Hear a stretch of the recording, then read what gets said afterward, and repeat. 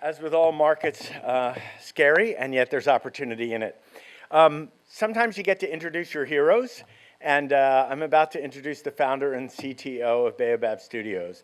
I don't know if any of you are familiar with Invasion, but if you have not seen it, and you have access to a HTC Vive, we have a special VIFF section that will have Invasion in it. I can tell you that I found Invasion enchanting. And I think that Larry Cutler is the perfect person to introduce us to what we're going to have tomorrow. You know, there's a lot of hype around VR, but the industry is starting to shake out, primarily because of companies like Baobab Studios that are actually creating quality content that consumers want. So without further ado, our last speaker of the day, Larry Cutler, and one little housekeeping thing. When you exit the theater today, if you can go out this side, because there's a screening after us, and they'll be coming in this side. So please exit the theater to that door. Thank you very much, and thanks for being here today. All right, thank you very much. It's really an honor to be here talking to you today at Vancouver Film Festival. And Vancouver is actually one of my favorite places in the world, so it's extra special. So we actually started out a little over 2 years ago with really a simple question, which was, what if you could jump into an animated experience and be part of the story? Would you do it? And really, to answer that question, that really led us to found Baobab Studios. And at Baobab, we're trying to reinvent traditional animated storytelling using virtual reality or VR.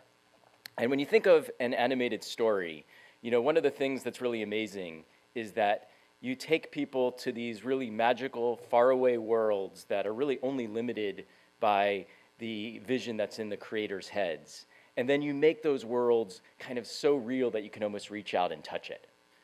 And at the same time, that's kind of the definition or the promise of VR. And so we really felt like animation and VR are really made for each other.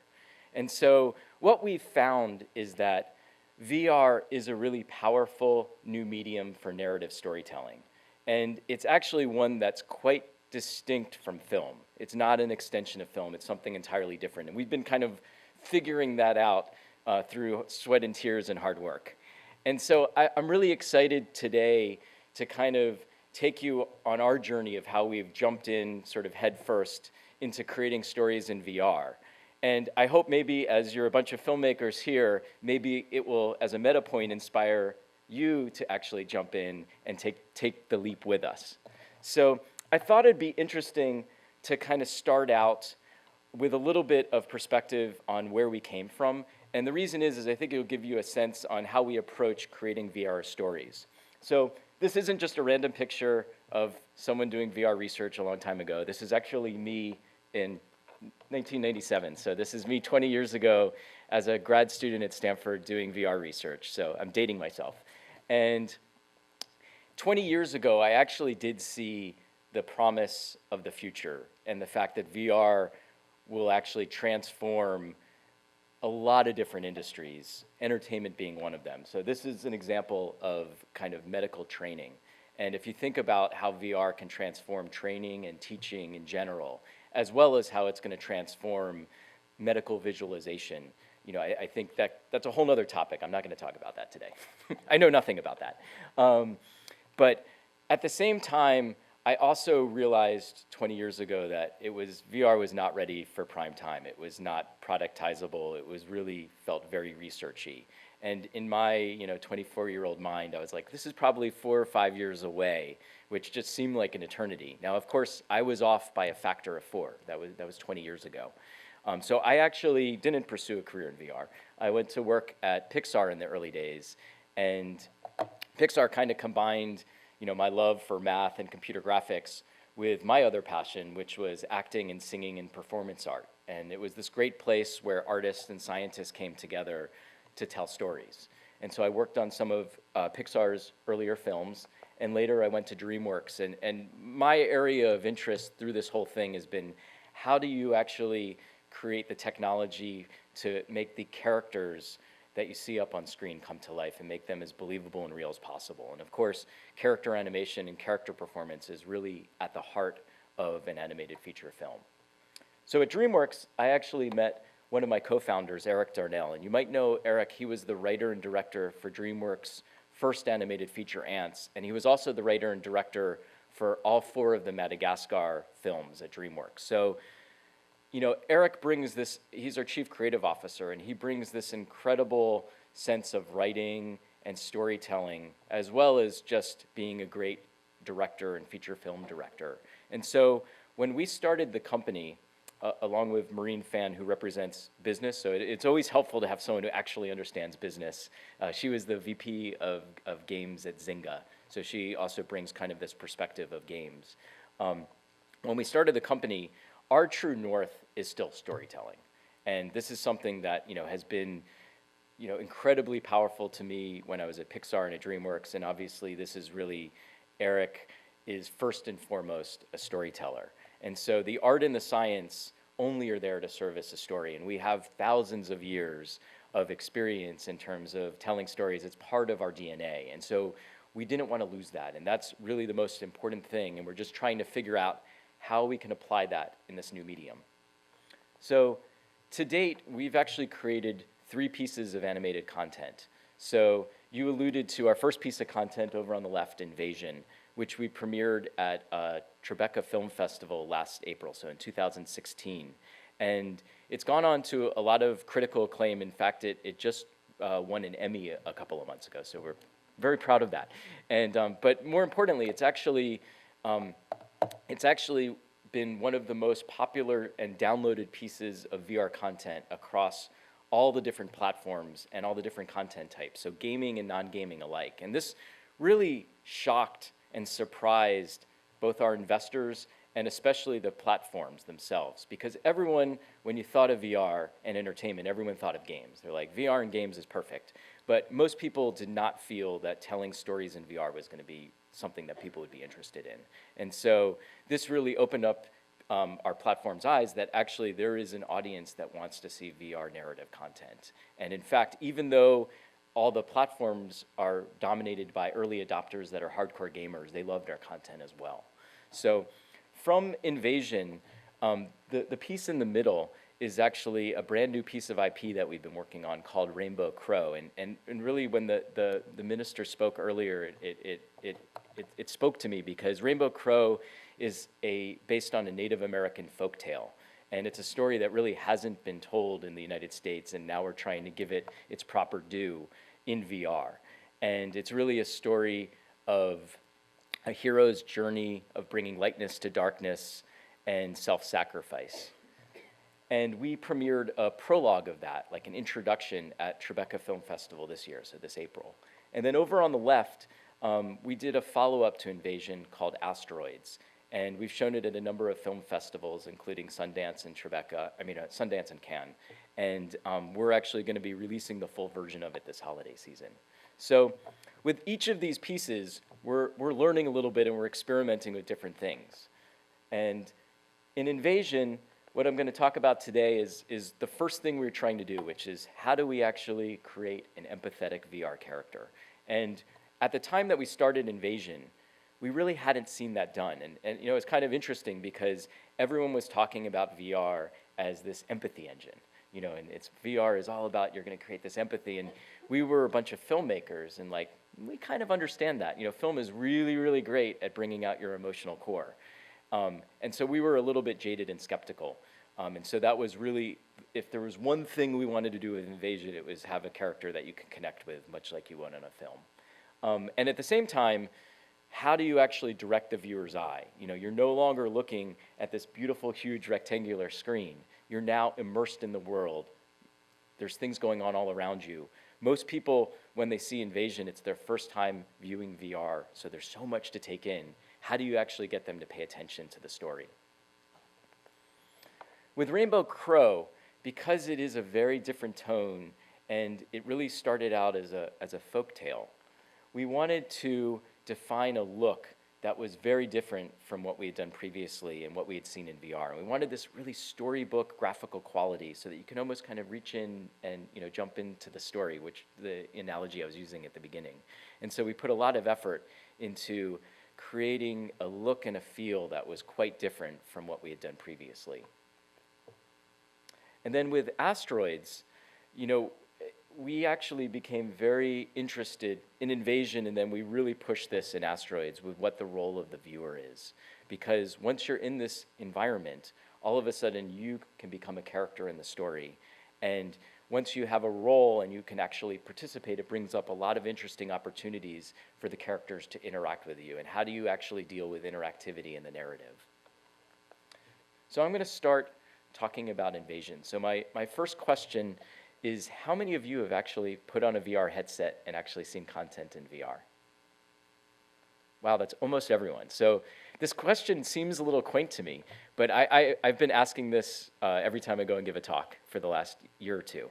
And surprisingly, if I flash back a year ago, the number of people who would raise their hand is actually significantly less. So you can see already the kind of adoption and consumption of VR is actually changed quite a lot in the last year. So my next question is, how many of you have seen Invasion? All right, a couple. So I'm going to first show you a short clip from Invasion, just to kind of, sort of give you some context. Now, of course, this is actually taken directly from a head-mounted display, and but it obviously looks very different in the VR headset.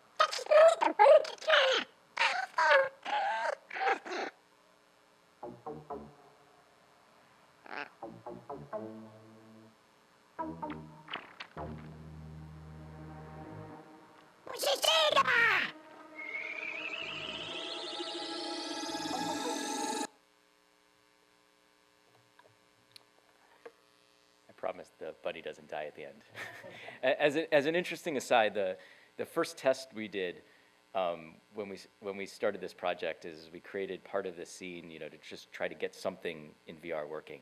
They shoot this hawk down, and we ran out of time, so we couldn't afford to create a hawk, and so we actually had them destroy the bunny. And so, and we thought it was kind of funny because we were like, oh yeah, that's kind of cute. And we started showing it around, and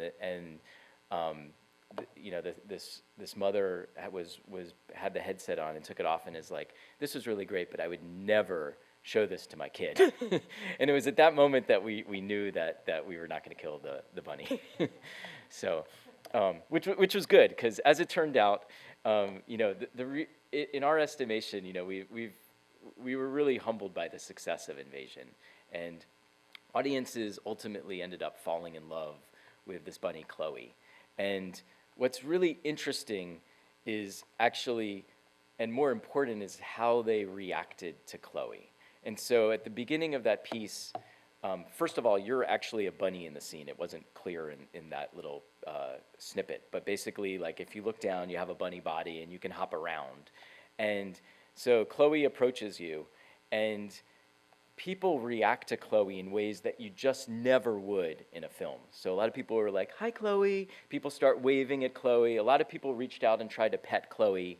And in fact, because you're a bunny, a lot of people would actually mirror what Chloe was doing. They would get down and mirror Chloe's behavior. And that's actually a really powerful nonverbal communication cue. And so, in short, people were treating Chloe as if she was real. And so there's something about we've broken the fourth wall. There's, nothing between you and this character. There's no screen, there's no computer and mouse. And so somehow that enabled people to kind of suspend their disbelief, even though they know that it's this computer-generated character that's being created. And then later on in the piece, which you saw here, Chloe hides behind you, and you're the only thing kind of protecting Chloe from the aliens. And most people found this to be the most compelling part of the narrative because they felt this surge of protection. And one of our advisors was like, I almost felt Chloe's breath on my back. And there's just something really pretty amazing to kind of see that those types of reactions and feelings from people. And it really highlighted to us that there's actually something that's really distinct from watching a film, playing a game, or from previous mediums here. And that gave us the impetus to kind of push ahead and do other projects. The other piece of this is that how do you actually get people to pay attention and watch the right thing at the right time? And when we started Invasion, kind of the state of the art for projects was if you looked away, some of the more interesting experiences would actually put everyone on hold. So people would go into a little cycle and wait for you to turn around, and then they would start the story again. And that just felt like the wrong solution because it kind of ruins the pacing and all the things that are important to a story. So we decided not to do that and instead forced ourselves to kind of deal with, as Eric would say, his goal as the director is, even though you can look anywhere, to compel you to look at that right place at the right time. And so we ended up stealing a page from magicians. So, as one of many things. So, for example, if a magician wants you to look at the magician, you look at the audience. So if I look at the audience will look at me. If I want the audience to look at something, if I look up here, the bird, in my hand, then everyone will look here, even if I'm doing something down here with my other hand. And so eye contact is actually something that's really, really important. And so I'm going to play this snippet at the beginning again. And so what you'll notice is that Chloe actually makes eye contact with you. And on the higher end headsets, because you're a bunny, you can actually walk around and Chloe will actually track and follow you. So really simple interactivity, and yet everybody is completely looking at Chloe. At that point in time, no one's looking away. And so that actually, first of all, helps build that connection and helps people have the reaction that they do. But it also means that everyone's eyes are glued on Chloe. So now if we go to the next part and continue this scene, what you'll see is that Chloe's going to break eye contact and look up. So now that means everyone starts looking up and following Chloe, and they actually see the spaceship. And then once you are looking at the spaceship, we can actually use sort of typical 2D filmmaking techniques, such as composition, such as contrast of black on white. We could take advantage of all this 3D spatialized sound. But you need all these things working in tandem. And in fact, the thing I would say is that this is not the first thing we tried. We were completely humbled by how little we knew and how little our intuition from film translated over to VR. So what was initially happening is that audiences couldn't find the spaceship. They were looking all over. And over time, we actually, through user testing, really, were able to take advantage of this. But being able to direct the viewer's eye with the character looking and making eye contact ended up being really powerful. And was really, a good technique to use. And so I think Invasion, those are two of the things that we did really well. So our next piece, when we started our company, Eric came up with 12 different story ideas. And one of them was this rainbow crow that was taken from a Native American folktale. And we just fell in love with this story. But it was too ambitious to do initially. But now we kind of feel like we have our sea legs under us, and it's something that we're undertaking at the moment. And so Rainbow Crow is much like many Native American stories, is kind of an origin story of how the crow in this world, living in this kind of idyllic eternal summer. Looks nothing like the crow that we know. He's got beautiful rainbow colored feathers, a gorgeous voice. In our version, he's voiced by John Legend. And it's the story of how he becomes the crow that we know today. And so, as I said before, it is this story of self-sacrifice and a hero's journey. And what happens is that it's always sunny and warm, and then one day winter comes. And so all the forest animals think that they're going to freeze to death. They've never experienced winter. And so they send this rainbow crow up to find the Great Spirit, the one who creates everything by thinking, to bring warmth back, to bring spring back. And the Great Spirit actually gives the crow a torch and fire instead. And the crow accidentally extinguishes the torch on his journey back, and ultimately has to make the ultimate decision to fly directly into the sun and plunge the torch into the sun to bring warmth back. And in doing so, smoke gets in his lungs, he loses his voice, his feathers get charred, they get burned and turn black. And in short, he loses everything that he thinks is important to himself in order to save the forest animals. And of course, at the end, he realizes that it's his inner beauty that matters, and he accepts who he is. And as the sun kind of comes out, he looks at his feathers, and they're iridescent and the color of the rainbow, which is actually a crow's feathers. So it's a really, really tonally a very different story than what we were telling with Invasion, which is more in kind of like the Madagascar world that we know very well. And so for this piece, we wanted to create this storybook look that kind of matched the tone and it matched the origin of the story. And so what I'm going to first do is I'm going to actually play a short snippet of the prologue that we created for Tribeca. And this is really just an introduction to the characters, so you're going to get introduced to the skunk and the moth, but you can also take a look at the environment as well and what we're doing in terms of the look.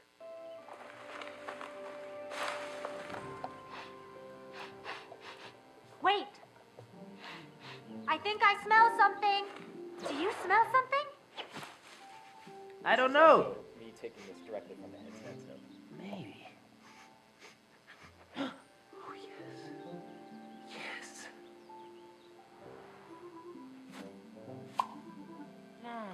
Oh, shit. Any luck? No. Nothing over here. Hey, what are you doing? Nothing. What, you little... Wait. Hey. Easy.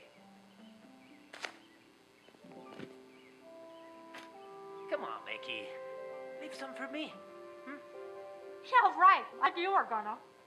Hey, who's your amigo? Eh? Thank you.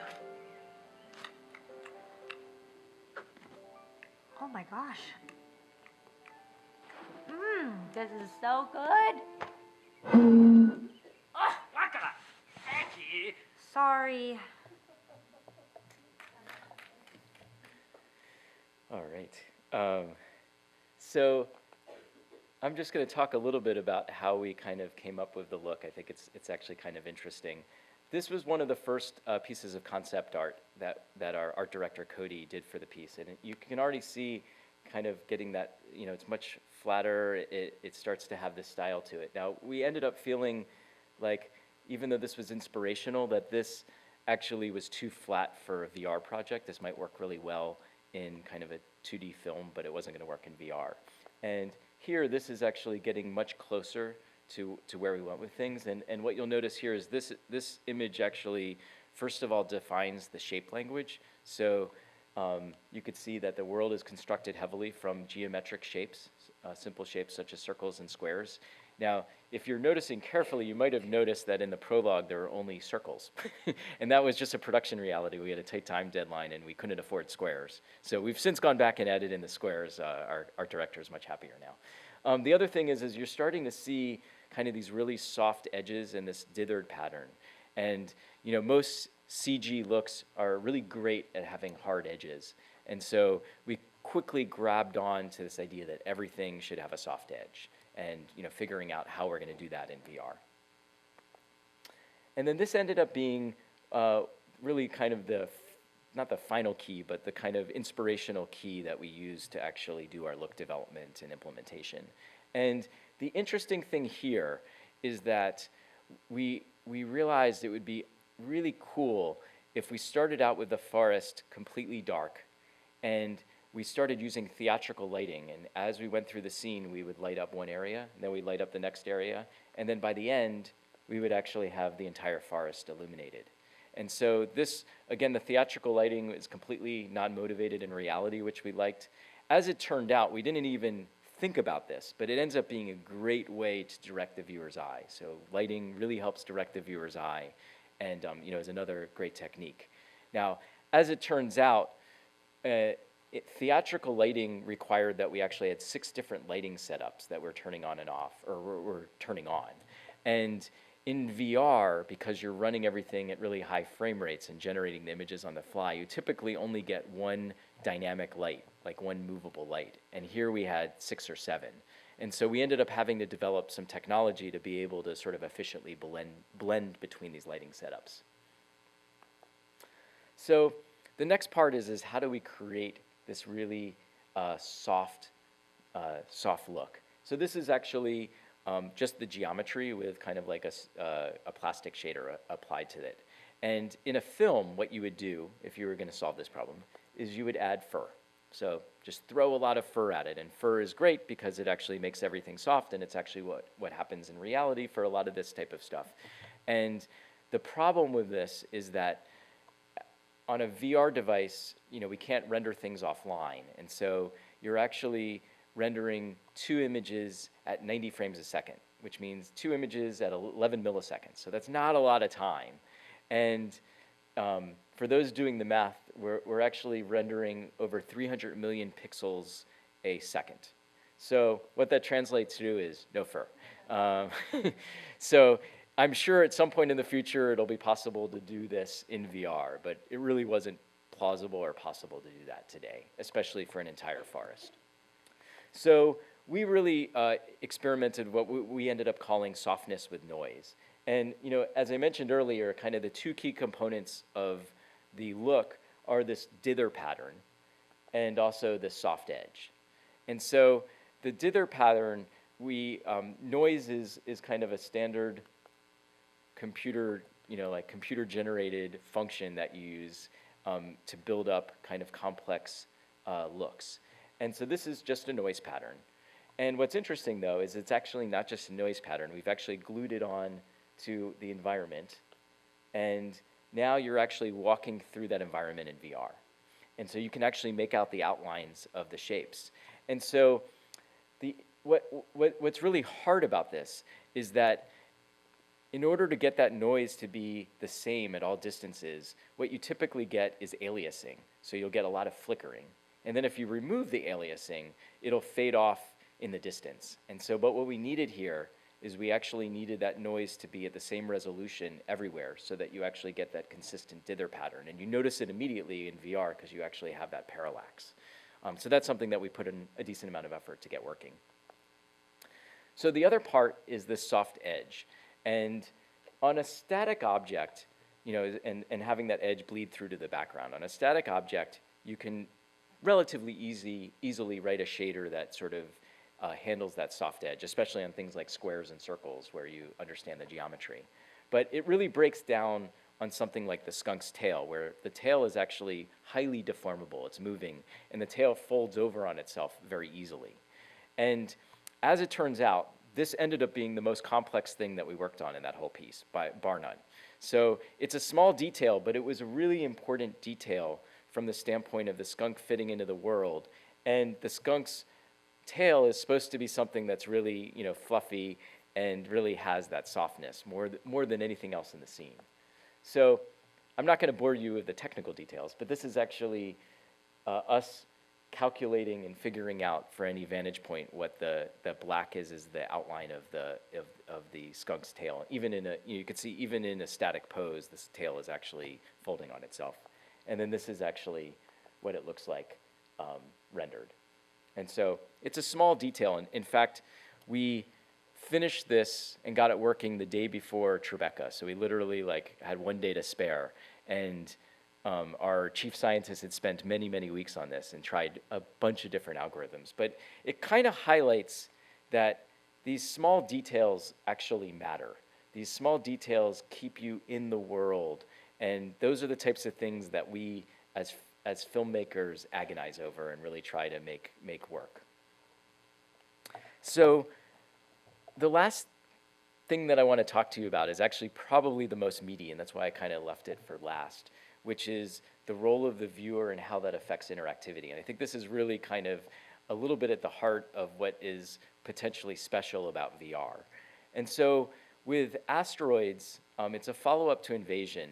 And we always envisioned Invasion as being a series of episodes. And the idea was that you would have these 2 alien characters who would try to take over Earth in every episode. And they're a little bit bumbling. It's kind of like an homage to War of the Worlds.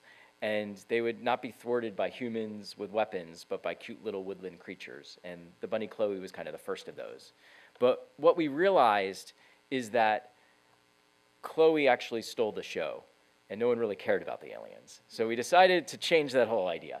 And Asteroids is really a deep dive into the relationship of these 2 alien characters, Mac and Cheese, aboard their alien spacecraft. So I'm going to play you a short clip from Asteroids as well.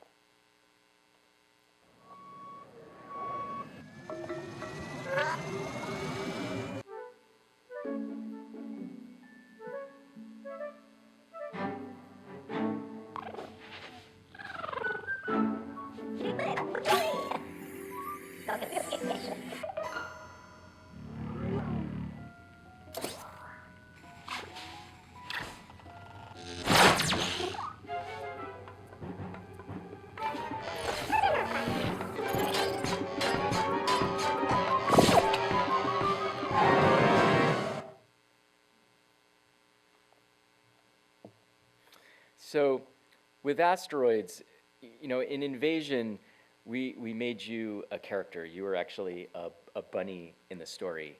And we were really kind of the first VR experience to really experiment with this. But once we didn't start out with that. Eric started with a script. It was very much a traditional script, and then we adapted it for VR. And then somewhere along the lines, we were like, it'd be really cool if you were a bunny. And once we did that, all of a sudden audiences started reacting differently. Like there was something that was really powerful about you being a character. And we also realized that there's something interesting about you being kind of a secondary character. Like the story is not about, you're not Chloe. The story is not about Chloe. But by being a character in the world, you kind of have this entree into, in a different perspective than if you're just a fly on the wall. And it's not to say that there's going to be lots of great VR experiences where you're not explicitly a character in the story, but we really wanted to dive further into this. And so in Asteroids, you are a kind of menial task robot aboard the alien spaceship. And so you have robot hands and robot arms, and we actually give you these 6 degree of freedom controllers, and so you actually can help out along their journey. So at various points in time, you can help the aliens out. You get to play fetch with that robot dog called Peas. So we have Mac and Cheese with Peas. And then at the end, you have the possibility and opportunity to save one of the characters, one of the aliens' lives. And so once you actually make yourself a character in the story, it really, and once you add in this interactivity, it really brings up a lot of things that you have to think about. And one of the things that we were excited about was this idea of doubling down on this connection, and we talked about how people were actually mirroring Chloe's behavior. And some people were like, Chloe mirrored what I was doing. And of course, we hadn't programmed that in to the experience, but we were like, we really should do that. And so we doubled down on looking at science. And so mimicry is, I guess, the scientific term, but mirroring someone else's behavior is actually a pretty well-studied kind of scientific phenomenon of nonverbal communication cues.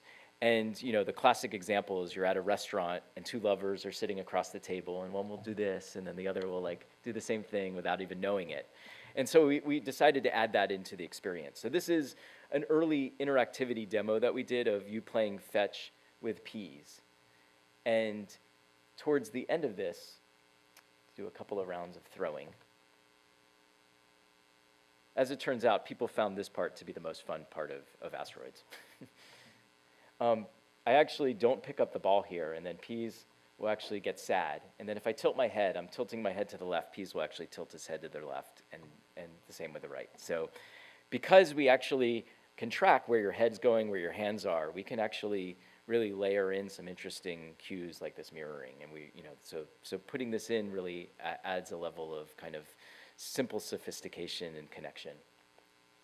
So there are a lot of issues that come up once you actually have a role in the story. One is definitely pacing.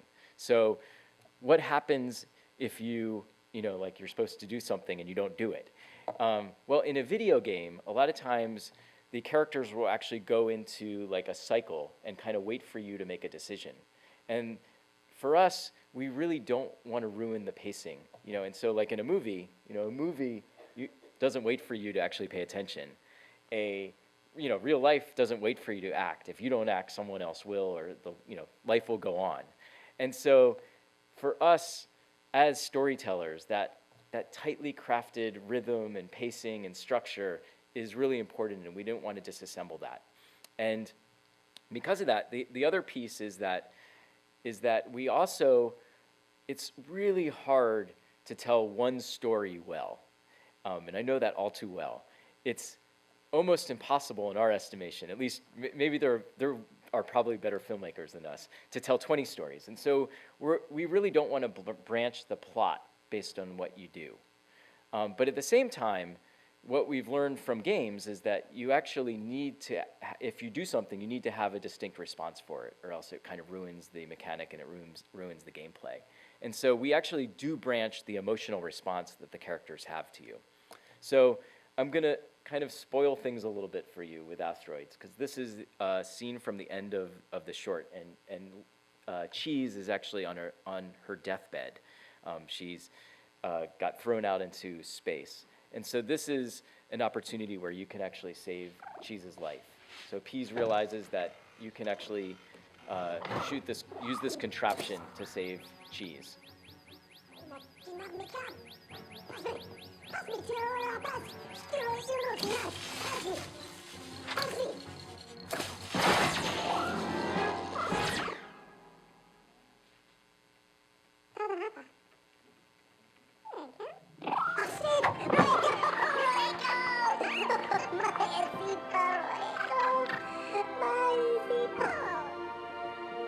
Now notice here, Mac is actually, they're both going to actually thank you. Like, they're eternally grateful to you. So you are now part of their inner circle. I'm translating what their alien language says. So the question is, what happens if you don't actually save Cheese's life? Let's find out.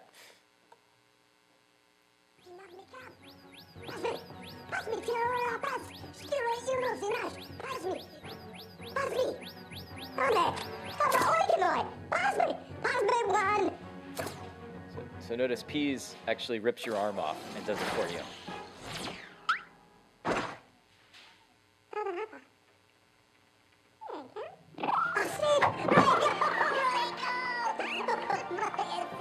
And so interestingly, in this version, they actually thank Peas, the dog, and they ignore you. So basically you're completely ignored and you have your hand ripped off. And so now we decided not to kill Cheese, so the structure is actually the same, but the response is very different. And so the thing I want to emphasize is that we were really humbled early on in Invasion by how much we didn't know, how much we thought we would be able to take from filmmaking and apply it in VR, and we were so wrong. Once we layered in interactivity and you having an active role, that only amplified that, because there really is this potential tension between telling a great story and having agency in that story. And we think that this is actually a really interesting and probably, kind of provocative part of what's going to make great VR content. But the amount of kind of user testing that we went through, and we brought in a lot of people with games background. And, it's just interesting that even something simple like that button that you press, we literally spent months getting it to the point where you could actually, a user could actually easily press that button. And it just took a lot of iteration. And similarly, even something like simple like walking around. The first user test we did where you would teleport, which is kind of like a standard VR trick, people would just teleport around the spaceship and pay no attention to the story. And so we realized that that wasn't going to work at all. So there's an incredible amount that we need to learn, and this definitely really humbled us. At the same time, we think that this has incredible promise. And so where I'd like to leave you is with an analogy that we've been using, which I think is helpful to kind of sum up where we think VR could head.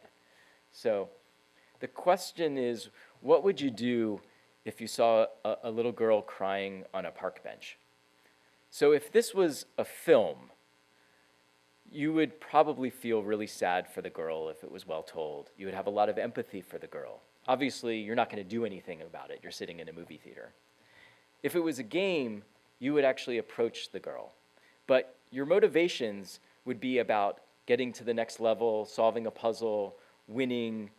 Basically, they would be not about the girl, but about your own achievement in some form or getting to some objective. Now, what would happen in real life? In real life, my hope is that you would approach the girl probably just because there's some human nature that you would want to help her find her mommy. You actually want to figure out why she's crying. And so for us, we really want to capture the empathy that you get from a great story with great characters well told in a film, layered with the agency of a game, as well as with the motivation of real life. And we think that that is where VR is headed, and where we would like to see VR headed. And so our hope is that we could take that empathy that you have for characters from a film, but then actually turn that into action, and that's the definition of compassion. So we realize that the experiences we've created with Invasion, Asteroids, and Rainbow Crow are baby steps in this direction. There's a long way to go, but we feel that there's something really powerful and interesting here that can create, experiences that are, like really different, potentially even more, viscerally exciting and than previous mediums. So, if this has intrigued you in any way, the marketing side here, I just want to point out that first of all, you can download Invasion on all the various VR platforms. We're really trying to be agnostic. So if you have a mobile phone on Gear VR or Daydream, or YouTube or 360, Facebook 360, on PSVR, on the high-end headsets on Rift and Vive. Even if you don't have a VR headset, we do have a Baobab app, like an iOS and Android app, and so you can actually, without, with cardboard or just on your phone, if you have a phone, you can actually watch Invasion, or you can watch a sneak peek of Asteroids. And we are actually releasing the full version of Asteroids this holiday season, and so look for that next year. I just wanted to leave you with this thought, which is that if you think of kind of the beginning of cinema, of film, it really started out as an extension or as, like videotaping plays. And it took about 20 years, it took a long time for it to develop its own cinematic language and become something that was really distinct from previous mediums. So in VR, we're really in the early days, and we still need to define that cinematic language. It's very different from film. It may involve some of the same elements, but it needs to be constructed in entirely different ways. And that's going to go on for a while. So we're really in this early stage. And so, as a company and as filmmakers, we've been really excited to kind of jump in and be part of that early exploration. And, but I hope that some of you will also jump in as well and help kind of define what VR could be as a storytelling platform. So I just want to thank you so much for sitting at the end of the day and listening to me and open it up for any questions that you may have. Yes. So we've taken 2 rounds of an investment to date. So our first round investor, the key investor was Comcast Ventures. So basically Comcast has a venture arm and they're actually, very interested in VR. So they've invested in a lot of the early VR media companies. And we also have a number of strategic investors that span between technology and between Hollywood, as well as platforms. So a number of the big platforms like Samsung and HTC are investors, strategic investors, and that's helpful because then we actually have a good relationship with the platforms that we're distributing on. Studios are actually invested in us as well. For example, like Fox and the Churn Media. Forgot to mention, we actually with studios are going the other way. You're taking your blockbuster franchise and you're saying, how can we create like a VR experience to go with it as a marketing tool? And in terms of cost of production, so if you look at your Pixar days to now, how would you describe the variance in terms of getting the production done? Well, so what's interesting is that the cost of, let's say, a Pixar or DreamWorks film went up and up and up for a really long time. So Pixar's first film cost a fraction of what a Cars 3 or Coco is going to cost, and similar with DreamWorks. And then at some point there's this apex. At least from my experience at DreamWorks, there was this apex around the time that the industry started getting squashed, and those production costs have actually gone down, as well as there's been a lot of efficiencies, both efficiencies from production, like we understand how to make films better, and from technology. The cost for making one of these shorts has to be significantly cheaper than the cost per minute of making a animated feature-length film, just because we're a startup company and we need to be able to experiment quickly and learn what works and what doesn't and move on. So yeah, actually my question was related to the length of these pieces. So you said that, well, those are short films. So obviously for production reasons, but do you actually see a limitation in the attention span from the users, given that these are very engaging pieces? Do you think that at some point, are we going to stay with short pieces in VR? I guess my question is. I'm not a prognosticator. Well, first of all, I can chart out what we've been doing with our films, for better or for worse. So our first Invasion was 5 minutes in length, or 6 minutes in length. Asteroids is a longer piece. It's 11 minutes, I think, somewhere 10 to 12 minutes. There's interactivity, so the length actually varies. And Rainbow Crow is really probably a 20 to 30 minute piece. Now we will break it up into episodes or into chapters. So for us right now, we feel like creating content that can be broken up into a series of episodes or chapters is actually like a really nice way to go. So we're not trying to create a 90-minute film just in VR, both because even if we could, by the time we finished it, we would have missed out. There would be so many changes in terms of the technology and the understanding. For us, it's really important to be able to get something out, learn from it, do something else, adapt to the new technology. There's also, from a business standpoint, there's something really nice. People are actually consuming content much more in kind of these serialized formats where you consume a season of Game of Thrones or one of these series on Netflix. So that very much is in line with that. But I don't know where it goes. My hunch is that people will become more comfortable with being in VR for longer, both in terms of getting used to it, in terms of the head-mounted displays will get less cumbersome, the content will get higher quality. So my guess is that over time, people will be comfortable with longer pieces. But right now, there probably is a sweet spot of if you have a 40-minute piece, that's I think right now would be a long time for someone to watch. Can I ask a hard question too? I know Of you're course. not a business person, but obviously right now, most of VR development is truly based on the fact that there's a lot of VC money and investors' money that are really interested into Yeah. that kind of R&D aspect of VR. But the question obviously is that I assume that money might run, Out. like, yeah, it will stop at one point, especially if we don't come up, with a way to commercialize Yeah. these type of experiences. Right.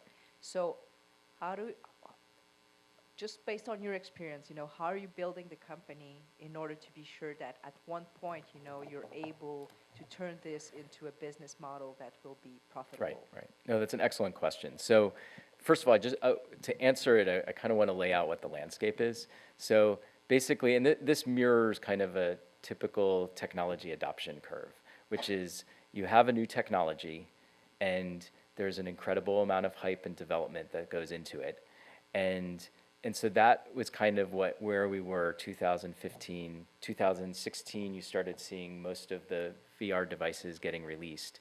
And then what happens is that it doesn't meet expectations, and so with VR, there was an incredible amount of hype. So even, the interesting thing is that the number of devices being sold has actually exceeded internal expectations, but totally not, externally. And then you end up in this, this kind of trough of disillusion, and that can go on for n number of years. Nobody knows. And then at some point, there's that mass market adoption. And so our strategy has been, we actually took a significant amount of VC money over the last 2 years. So we've raised $31 million to date. And so what that means is that we can actually last through that trough without running out of money. But what you are going to see is right now, the money from kind of venture capital is all dried up in terms of VR, and they're not that interested in content anyway. They're much more interested in the technology behind that content or in the platforms and in the application. And so you are going to see a lot of VR companies that actually die over the, content companies that die. Now, the platforms, they need content. The thing that is going to create that spike in that mass market adoption, in my estimation, of course I'm a content person, is great content in the killer app. The thing that you're like, I've got to actually have a VR device to see X or to do X. And so they are plunging a lot of money. Like, they have huge funds. Now it's going in small drips and drabs, so it's not the right money necessarily, let's say, for us to stay afloat, but they are actually funding a lot of content, and that's where a lot of, I think, the content over the next couple of years is going to come. But there, I'm not a business person, but there will be a point where there's hundreds of millions of devices, and a lot of these hurdles are overcome, and at that point, we fully expect to be able to monetize the content that we have. There's a number of different ways that you could go about doing it. I think it's too early to know what's the right combination that will be successful. But for us at a high level, we're all about creating stories that have franchise potential and characters that have franchise potential. And if you do that, then we need to have a way that we can monetize it in VR. But then you have the possibility of actually getting a feature film deal, of book, all the other ways that you monetize that. So if we were trying to make money right now, we wouldn't be funding our own content. We'd be going and doing service work. But that doesn't last, that doesn't scale over the long haul. Yes? How do brands and product placement play out in this space, or how do you see it going to play out in this space? I'll be the first to admit that's not my area of expertise. I do know that that's something that brands and product play. There's interest in that. It's still really early, so it's the type of thing that's going to happen, I think, a little bit slowly, just because there's not really a market. I think that's one of the weird things in starting up a company like ours is a lot of the business decisions that you would make if there was actually a real market would be very different than the ones that we're making. So, as an example, if there was actually a full-fledged market, then we would create all of the Invasion episodes, that we envision doing, because there would, we could then bundle it as a series, and everyone loves Invasion and they want to see more of it. But because there's not a market, that actually doesn't make a lot of sense. Even though it's harder for us to actually make a bunch of new pieces of content and new IP actually makes much more sense for us. So, the short answer is that will come. I think the brands are really excited about the idea of being able to have a much more kind of immersive marketing campaign. There's a lot of incredible opportunities there, but they also need it to make sense, monetarily. And right now, if there's only a few million, not a few million, there's several million headsets out, but it's not hundreds of millions of headsets. Of course, I know nothing about this, so you should.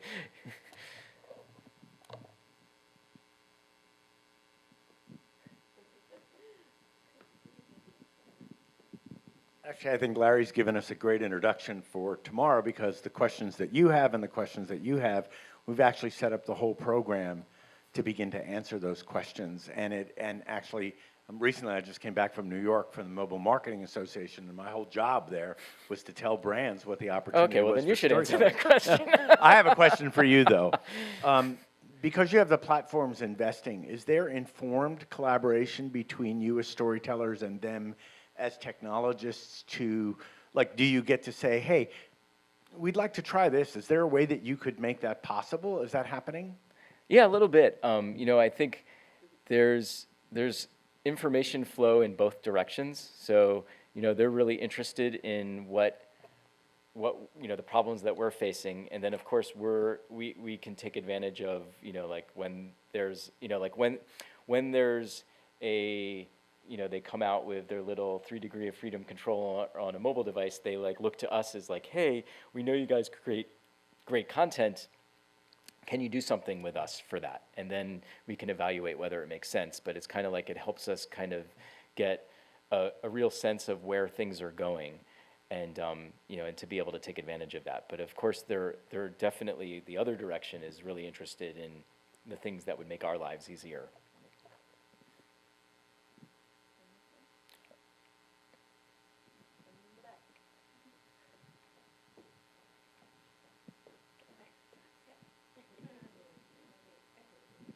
Hello. Hi.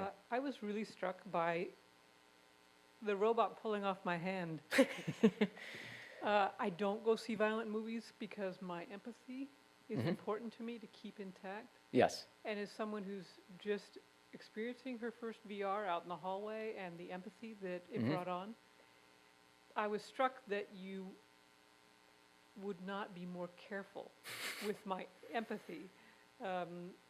You killed the bunny the first time, okay? And then instead of I would have you pull me toward the button instead of yank my hand off. Yeah.